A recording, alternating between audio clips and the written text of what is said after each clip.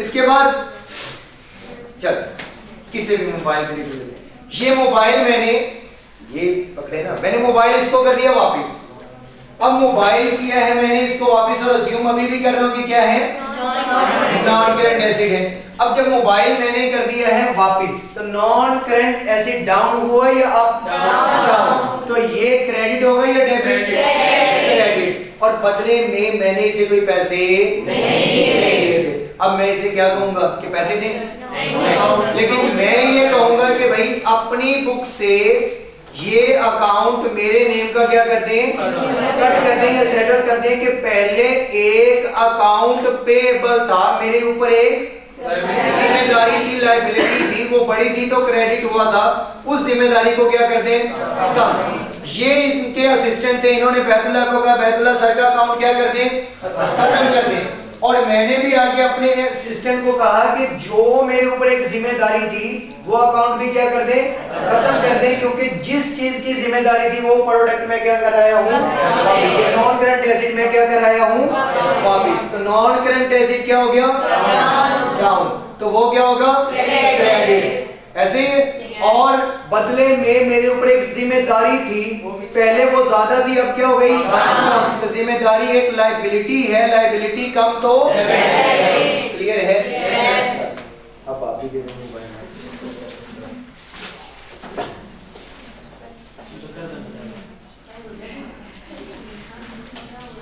अब नेक्स्ट आता है जी सेल्स। यहां तक मेरा ख्याल रिवाइज हो चुका है। टाइम हमने बस इन्हीं चैप्टर्स पे लगाना है जो पहले तीन हैं। अगर ये अच्छे होंगे तो इंशाल्लाह बाकी पूरी अकाउंटिंग अच्छी होगी। नेक्स्ट है सेल्स। सेल्स की डेफिनेशन मैंने क्या लिखवाई थी,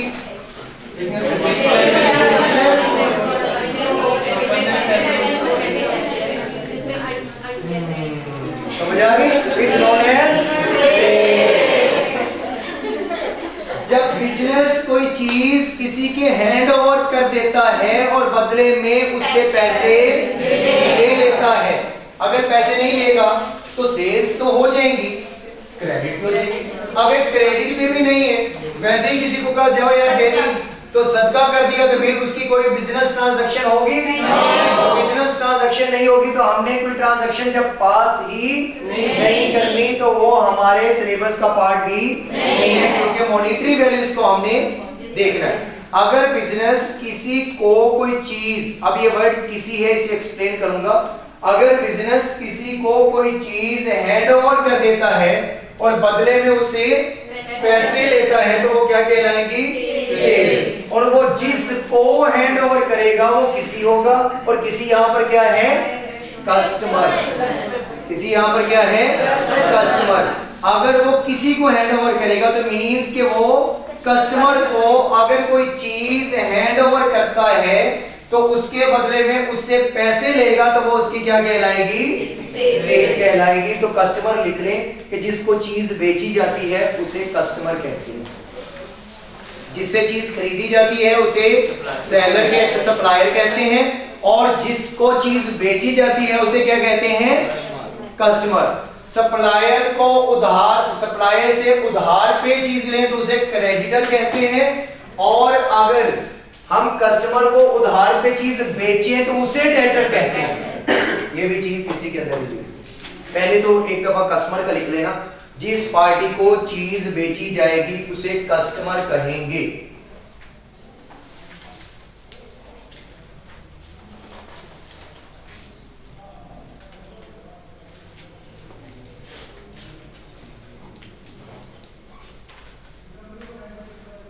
और यहां पर ये चीज से मुरा गुड्स लिखना है, गुड्स, गुड्स, क्योंकि वहां पर सप्लायर में भी हमने गुड्स ही लिखा था। क्या जिस पार्टी को हम ये गुड्स बेचेंगे उसे हम कस्टमर कहेंगे, और अगर ये गुड्स हम उधार पे बेचेंगे जिस कस्टमर को या जिस पार्टी को ये गुड्स हम उधार पे बेचेंगे उसे क्या कहेंगे, डेटर कहेंगे या रिसीवेबल कहेंगे। डेटर कहेंगे या रिसीवेबल कहेंगे। पेएबल हमने इसके लिए वर्ड यूज नहीं किया था, पेएबल इसके लिए यूज नहीं किया था, रिसीवेबल पेबल तो हमारी एक जिम्मेदारी थी जो नॉन करंट एसेट के लिए अदा करने की, और रिसीवेबल होंगे अगर हम कोई चीज बेचेंगे उधार पे, उसे अकाउंट रिसीवेबल कहेंगे या ट्रेड रिसीवेबल कहेंगे, या आप उसे डेटर का नेम देंगे। यहां तक लिख लिया? अच्छा, एक तो मैंने ये कह दिया कि सेल्स होगी, गुड्स की सेल्स होगी, फिर आपके पास हो सकता है सेल्स नॉन करंट एसेट की भी हो, क्योंकि अगर लेके आए हैं तो पड़ा है, बेचेंगे कल को 8-10 साल इस्तेमाल करने के बाद अक्सर ऐसा होता है कि हम फ्रीजर बेच देते हैं, एसी बेच देते हैं घर का उतार के, तो है तो वो क्या था, नॉन करंट एसेट था, लेकिन आपने उसे बेच दिया, तो बेचने को कहते हैं डिस्पोजल। बेचने को क्या कहते हैं? डिस्पोजल। तो ये हमारे सिलेबस का पार्ट नहीं है, लेकिन लिख लें discussion of sale of non current asset, और सेल के साथ आगे ब्रैकेट में लिखिएगा डिस्पोजल, क्योंकि सेल वर्ड हम इस्तेमाल करेंगे गुड्स के लिए और डिस्पोजल का वर्ड हम इस्तेमाल करेंगे नॉन करंट एसेट के लिए। Sale of non current asset will be discussed in FAR1, क्योंकि इधर का पार्ट ही नहीं है ना, डिस्कशन जिसने पहले लिखा वो डिस्कशन के साथ ही करे। मैंने वो सेंटेंस हाफ से शुरू किया था, इसलिए मैंने एंड पे वो डिस्कस का वर्ड लगा दिया। जिन्होंने लिखा है डिस्कशन ऑफ, तो वो लिख लें discussion of sale of non current asset will be in FAR1। अब यहां पर साफ है कि हम खरीद के लाए थे, फिर बेचेंगे तो सिर्फ गुड्स बेचेंगे, on sale, on cash, on credit, तो उसका ट्रीटमेंट हम यहां करेंगे। लेकिन नॉन करंट एसेट अगर हम कैश या क्रेडिट पे बेचते हैं कल को, या उसे बेचना भी नहीं कहेंगे, उसे सेल नहीं, उसे डिस्पोज ऑफ या डिस्पोजल का वर्ड इस्तेमाल करेंगे, तो वो हमारे इस सिलेबस का पार्ट नहीं है। वो FAR1 में होगा कि हमने नॉन करंट एसेट को डिस्पोज ऑफ कर दिया है और उससे आने वाली इनकम हमारी इनकम नहीं होगी, बल्कि अदर इनकम होगी, क्योंकि वो किसी सेकेंडरी एक्टिविटी से हमने पैसा हासिल किया होगा या कमाया होगा। तो ये इधर का पार्ट नहीं है, लेकिन इसका सिर्फ एक वर्ड आपके chapter property plant and equipment के अंदर, बुक के अंदर एक वर्ड डिस्पोजल का इस्तेमाल हुआ है। अगर कहीं ना कहीं उसकी एक्सप्लेनेशन करना पड़ी तो टाइम को देखते हुए डिस्पोजल पढ़ा दूंगा, बट ये R1 का टॉपिक है, इस यहाँ का ये टॉपिक नहीं। पढ़नी तो R1 में भी जाते हैं। इसके बाद है सेल्स। अब सेल्स को प्रॉपर जो है वो उसके इंटरेस्ट के अकॉर्डिंग करते हैं। तो लेक्चर नंबर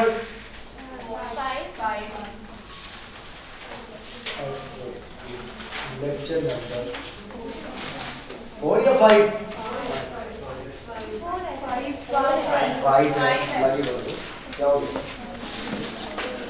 लेक्चर नंबर 5। इसके अंदर हमने आज स्टार्ट कहां से करना है जी? सेल्स। सेल्स होंगी कि अगर हमने किसी पार्टी को कुछ चीजें हैंड ओवर कर दी और बदले में क्या ले लिए? पैसे ले लिए। इट मींस कि हमने क्या की हैं? सेल्स की हैं। तो सेल्स ऑन कैश भी हो सकती हैं और on credit. Sales on cash भी होंगी और ऑन क्रेडिट।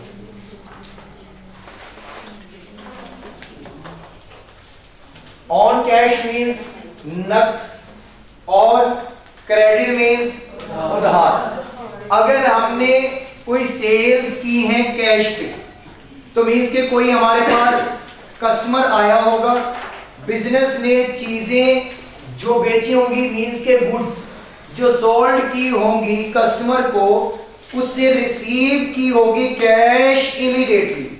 बिजनेस ने गुड्स बेची और इमीडिएटली पैसे रिसीव कर लिए, तो वो क्या कहलाएंगी? Sales on cash. कैश पे सेल्स हुई है तो पैसे बिजनेस ने इमीडिएटली ले लिए हैं, किससे? कस्टमर से। तो अब अगर हम एंट्री पास करेंगे तो इसकी एंट्री क्या बनेगी कि अगर हमने इमीडिएटली कोई कैश हासिल किया है कुछ चीजें बेच के, तो वो चीजें कौन सी होंगी? गुड्स। जब गुड्स बेचेंगे तो हमारी सेल्स अप होंगी या डाउन? सेल्स क्या हो जाएंगी? अप। अगर सेल्स अप हुई हैं तो सेल्स अगर अप हो तो उन्हें क्या कहते हैं? क्रेडिट। और अगर बेची हैं तो बदले में क्या लिए? कैश। पैसा भी आया तो कैश हुई अप, तो कैश एक एसेट अप तो हम कहेंगे कैश डेबिट सेल्स क्रेडिट। तो यहाँ इसके एंट्री पास होगी कि अगर हमने कोई चीज बेची है तो वो गुड्स होंगी, अगर हमने गुड्स सोल्ड कर दी और रिसीव कर ली इमीडिएटली कैश तो फिर एंट्री पास होगी कैश आया। कैश एक एसेट है, वो क्या हो गया होगा? अब उसे कहेंगे डेबिट। और सेल्स हमने की होगी तो सेल्स भी बढ़ गई, तो सेल्स बढ़ी तो क्या हो जाएगा? क्रेडिट। इसकी ये एंट्री पास होगी। अगर उसके साथ इसके डिस्क्रिप्शन किसी ने लिखनी होती है तो जो मैं बोलता हूँ वो लिख लिया करें कि अगर हमने सेल्स की हैं ऑन कैश तो फिर कहते हैं business sold goods and receive cash immediately. It's means कि ये क्या हुआ है? सेल्स आपने की है कैश पे और आपको पैसा फौरन मिल गया। अगर आपने सेल्स की है उधार पे, अगर सेल्स की है उधार पे तो सेल्स क्या हुई होंगी? अब लेकिन उसने कोई एक डिसाइडेड पीरियड बता दिया कि आपको जो है वो 6 माह के बाद पैसे मिल जाएंगे या 1 साल के बाद पैसे मिल जाएंगे। 1 साल से ज्यादा अरसे के लिए तो कोई उधार चीज मांगेगा तो हम उसे बेचेंगे भी नहीं। वो प्रोडक्ट की नेचर पे डिपेंड करता है कि अगर तो वो नॉन करंट एसिड होगा तो फिर शायद 2-4 साल के लिए उधार पे बेचा जा सके। लेकिन अगर करंट एसिड कोई करंट ऐसी प्रोडक्ट है या बुक्स है तो आके कहता है कि आपको 2 साल के बाद सर पैसे दे दूंगा, बुक्स भेज दो तो मैं बेचूंगा, उधार नहीं। अगर कोई 2-3 माह के लिए कहेगा तो शायद कि मैं उसे बेच दूं। अगर मैंने सेल की है और पीरियड 12 माह से लेस के लिए था, 1 साल से कम पीरियड पे अगर कोई उधार पे हमसे चीजें खरीदेगा तो हम उसे क्या कर देंगे? बेच देंगे। जब बेचेंगे तो सेल्स क्या होंगी? अप। तो सेल्स अप तो वो क्या हो जाएगा जी? सेल्स अप तो क्रेडिट। अब बदले में क्या मिलेगा? बदले में पैसा तो मिलेगा नहीं, बदले में पैसा नहीं मिलेगा। बदले में वो एक प्रॉमिस मिलेगा कि आपको 12 माह के पीरियड के अंदर अंदर पैसे मिलेंगे। अब जब वो आपको प्रॉमिस मिला तो किससे मिला? किससे मिला? कस्टमर से। जिसको चीज बेची वो आपका क्या है? कस्टमर। कस्टमर ने अगर उधार पे ली है तो उसे क्या कहेंगे? डेटर। उसे क्या कहेंगे? डेटर। अब वो कहीं पर भी आपको दिखेगा तो आपको हौसला होगा या नहीं होगा? होगा कि इससे मुझे क्या मिलने हैं? पैसे मिलने हैं। तो डेटर एक आपका एसेट होता है और अगर डेटर बढ़ेगा तो मींस एसेट बड़ा है तो डेटर एक क्या है? एसिड। डेटर अप तो डेटर एक एसिड है, डेटर अप तो मींस कि ये एक एसिड है, एसिड अप होता है तो डेटर। क्लियर है? नोट कर लें और यकीन कर लिया होगा।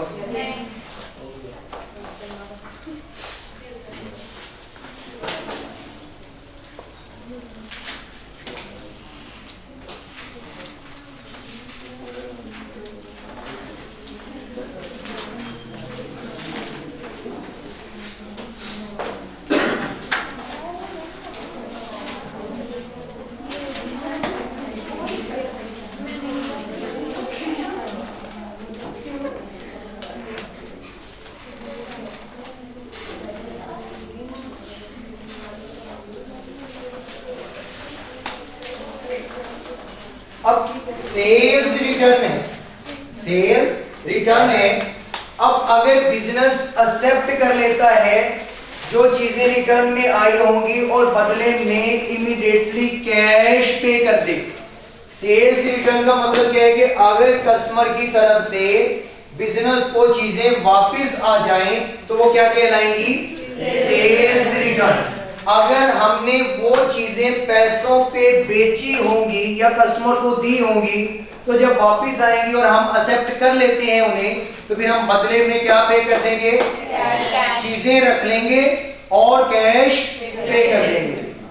जब वो गुड्स आई होंगी, वो गुड्स आई होंगी जिनको बेचा था तो सेल्स अब वापस आई है तो सेल्स अप हुई होंगी या सेल्स डाउन हुई होंगी? डाउन मींस के पहले सेल हुई थी, खुशी हुई, जब वापस आ गई तो हमने कहा यार सेल तो अब नहीं हुई, तो सेल्स क्या हो गई? डाउन। जब सेल्स डाउन तो डेबिट होगा या क्रेडिट? क्रेडिट। सेल्स डाउन होंगी तो डेबिट होगा या क्रेडिट?